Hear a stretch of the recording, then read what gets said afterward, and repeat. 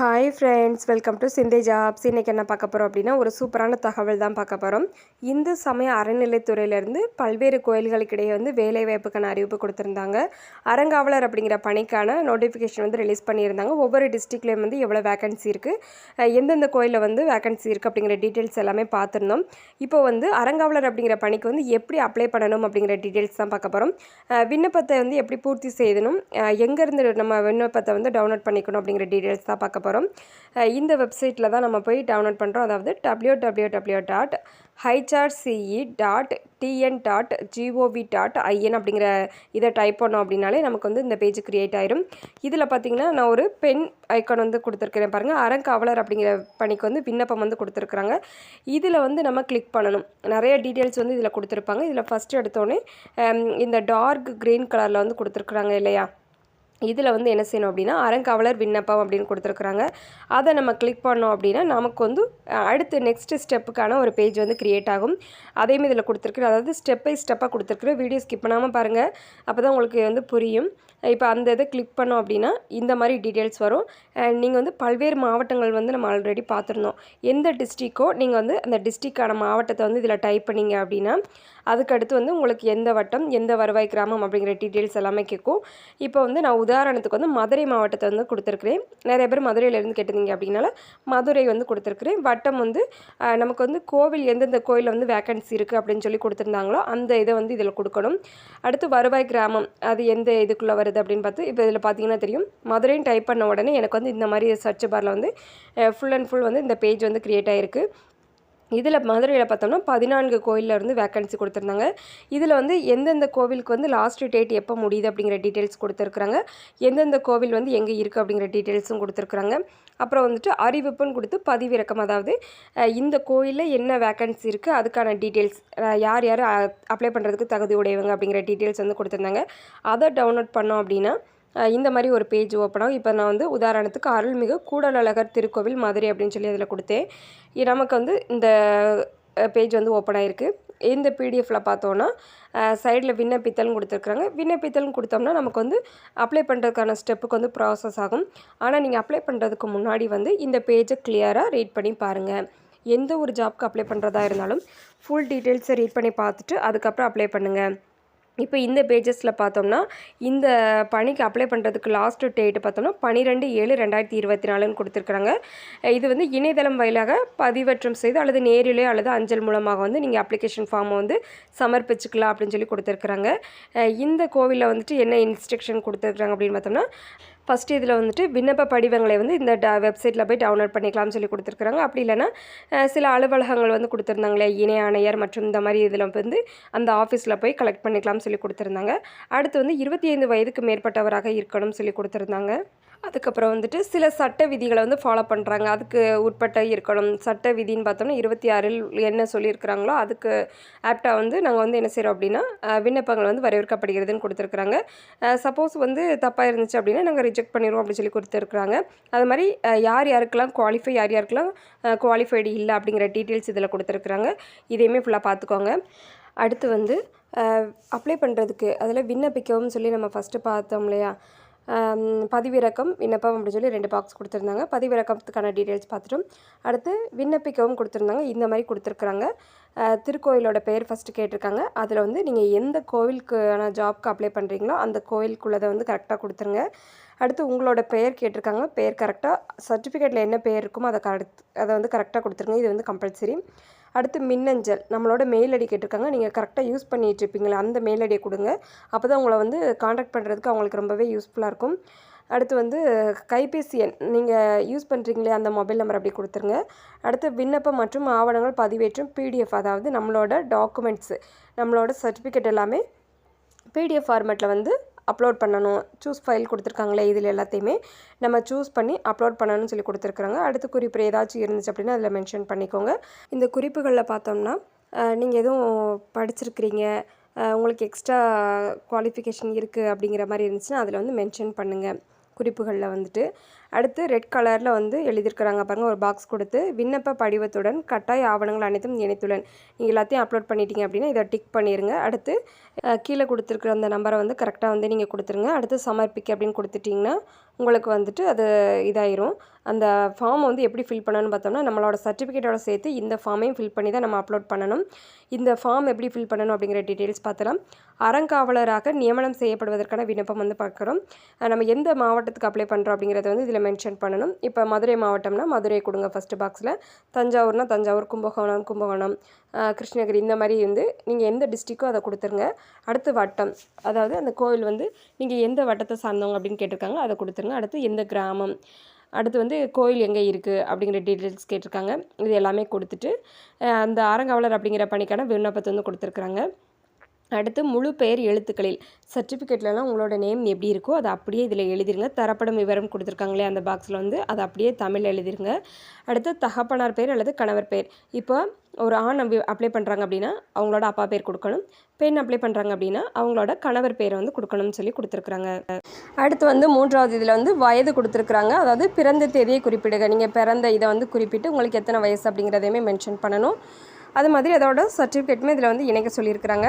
அடுத்து 4வது வந்து பாலினம், நீங்கள் எந்த ஜெண்டரை சார்ந்த ஆணா பெண் அப்படிங்கிறத வந்து இதில் எழுதணும். அடுத்து 5வது வந்து உங்களோட சாதி, நீங்கள் எந்த கேஸ்ட்டை சேர்ந்தவங்க அப்படிங்கிறத வந்து கேட்டிருக்காங்க. அதுக்கப்புறம் வந்துட்டு இதர வகுப்பினர், இதர பிற்படுத்தப்பட்ட வகுப்பினர், அதுக்காக சில இது கொடுத்துருக்குறாங்க. அதை வந்து ரீட் பண்ணி பார்த்துக்கோங்க. நீங்கள் சைவமா வைணவமா என்பதும் அதை அந்த மதப்பிரிவை பற்றி இது எல்லாமே கொடுக்கணும்னு சொல்லி கொடுத்துருக்குறாங்க. அது எல்லாத்தையுமே மென்ஷன் பண்ணியிருங்க இதில். அடுத்து 6வது பார்த்தோம்னா முழு முகவரி கேட்டிருக்காங்க. உங்களோட வீட்டு அட்ரஸ் வந்து கேட்டிருக்காங்க. நீங்கள் அதாவது இப்போ எந்த அட்ரஸில் இருக்கீங்களோ அதுக்கான அட்ரஸ் வந்து கரெக்டாக கொடுத்துருங்க. அடுத்து வசிக்கும் இடத்திற்கும் கோயிலுக்கும் இடையே உள்ள தூரம், அதாவது நீங்கள் எந்த ஜாப்க்கு அப்ளை பண்ணுறீங்க, அதாவது ஒவ்வொரு கோயில் கொடுத்துருக்குறாங்க, அதில் நீங்கள் எந்த கோவிலுக்கான வேலைக்கு அப்ளை பண்ணுறீங்களோ அந்த கோவிலுக்கும் உங்கள் வீட்டுக்கும் எவ்வளோ டிஸ்டன்ஸ் இருக்கும் அப்படிங்கிறத வந்து இதில் கேட்டிருக்காங்க. அந்த டிஸ்டன்ஸ் வந்து எவ்வளோ கிலோமீட்டர் அப்படிங்கிறத வந்து இதில் மென்ஷன் பண்ணணும். அடுத்து வந்து கல்வி தகுதிகளும் தாய்மொழியும் தெரிந்துள்ள இதர மொழிகளும் வந்து கேட்டிருக்காங்க. உங்களோட குவாலிஃபிகேஷன் என்ன, நீங்கள் என்ன படிச்சிருக்கிறீங்க அப்படிங்கிறத வந்து இதில் மென்ஷன் பண்ணணும். உங்களோட தாய்மொழி என்ன, உங்களோட மதர் டங் என்ன அப்படிங்கிறத வந்துட்டு இதில் மென்ஷன் பண்ணணும். அடுத்து உங்களுக்கு எந்தெந்த லாங்குவேஜ்லாம் தெரியுமோ அது எல்லாத்தையுமே இதில் மென்ஷன் பண்ணணும்னு சொல்லி கொடுத்துருக்குறாங்க இந்த பாக்ஸில். அடுத்து 10வது பார்த்தோம்னா சொந்தமாக உள்ள சொத்துக்கள், அதாவது உங்களுக்கு ஏதாச்சும் சொந்தமாக சொத்து இருந்துச்சு அப்படின்னா இதில் அதுக்கான டீட்டெயில்ஸ் வந்து கொடுக்கணும். அப்படி இல்லைன்னா அந்த இடத்த வந்து ஸ்கிப் பண்ணிடுங்க, ஒரு ஹைப்பன் மட்டும் போட்டு விட்ருங்க.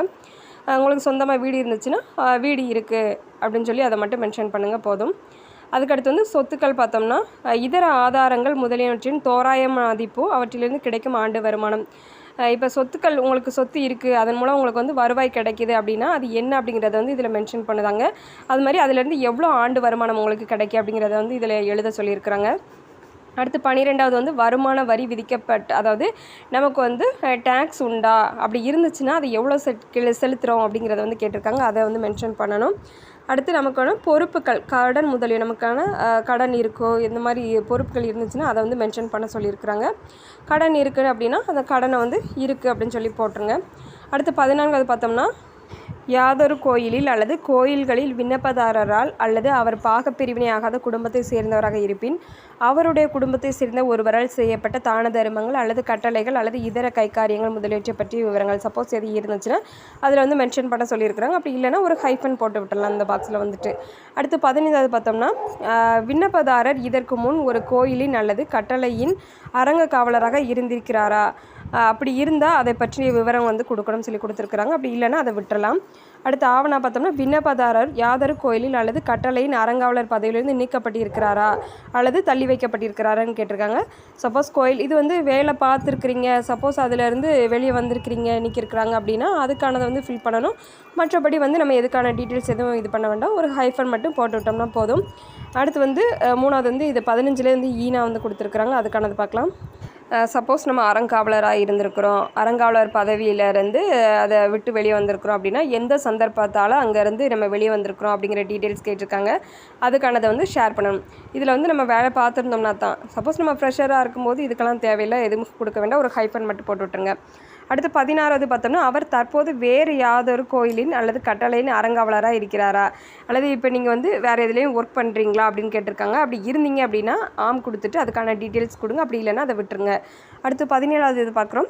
யாதொரு கோயிலின் அல்லது கட்டளையின் அறங்காவலராக இருப்பவர்கள் விண்ணப்பதாரருக்கு உறவினர்களாக இருக்கிறார்களா அப்படின்னு கேட்டிருக்காங்க. சப்போஸ் இருந்தாங்கன்னா அவங்களோட பேரையும் அவங்களோட ரிலேஷன்ஷிப்பையும் மென்ஷன் பண்ண சொல்லியிருக்கிறாங்க. இருந்தாங்கன்னா கொடுங்க, இல்லாட்டி அந்த பாக்ஸை விட்டுருங்க. அடுத்து 18வது வந்துட்டு இப்போ ஒரு விண்ணப்பதாரர் இருக்காங்கன்னா அவங்களோ அல்லது அவங்கள சார்ந்தவர்களோ அந்த கோயிலில் வந்துட்டு சேவை செய்பவர்களாக இருக்காங்களா, இல்லது அவங்க கோயிலில் இருந்து வேறு ஏதோ ஒரு கோயிலுக்கு வந்து தொடர்புடையவராக இருக்காங்களா, இல்லை அதுலேருந்து அவங்களுக்கு வந்து ஏதாச்சும் ஒரு ஆதாயம் கிடைக்குதா அப்படின்னு கேட்டிருக்காங்க. அப்படி இருந்துச்சுன்னா அதை வந்து மென்ஷன் பண்ண சொல்லியிருக்கிறாங்க. இல்லைனா ஒரு ஹைஃபன் போட்டுருங்க. அடுத்து 19வது பார்க்குறோம். அவர் இக்கோவிலின் அல்லது வேறொரு யாதொரு கோவிலின் நிலங்கள், இதர சொத்துக்கள் அல்லது உரிமைகள் முதலியவற்றை குத்தகைதாரரான்னு கேட்டிருக்காங்க. இருந்தாங்க அப்படின்னா அதுக்கான டீட்டெயில்ஸ் கொடுங்க. அப்படி இல்லைனா இந்த பாக்ஸையுமே ஒரு கோடு மட்டும் போட்டு அதை ஃபினிஷ் பண்ணிடுங்க. அடுத்து வந்து 20வது இன்ஸ்ட்ரக்ஷன் பார்க்குறோம். அவர் தாமாக அல்லது தம் குடும்பத்தின் சார்பில் இந்த கோயில் அல்லது வேறொரு யாதொரு கோயில் சம்மந்தப்பட்ட யாதொரு, அதாவது விண்ணப்பதாரரோ அவருக்கு வந்துட்டு ஏதோ ஒரு இதில் வந்துட்டு வழக்கு கேஸ், அந்த கோயில் சம்மந்தமாக ஏதாச்சும் கேஸ் இருந்துச்சுன்னா அப்படி இருந்துச்சு அப்படின்னா மென்ஷன் பண்ண சொல்லியிருக்கிறாங்க. அப்படி இல்லைன்னா விட்டுருங்க. அது மாதிரி இந்த நம்ம கோயில் சம்மந்தமாக எந்த ஒரு பணிக்கு அப்ளை பண்ணும்போது வந்துட்டு கோவில் சம்மந்தப்பட்ட எந்த ஒரு ப்ராப்ளத்துலேயுமே இன்க்ளூட் ஆகிருக்கக்கூடாது. அதை வந்து நோட் பண்ணிக்கோங்க.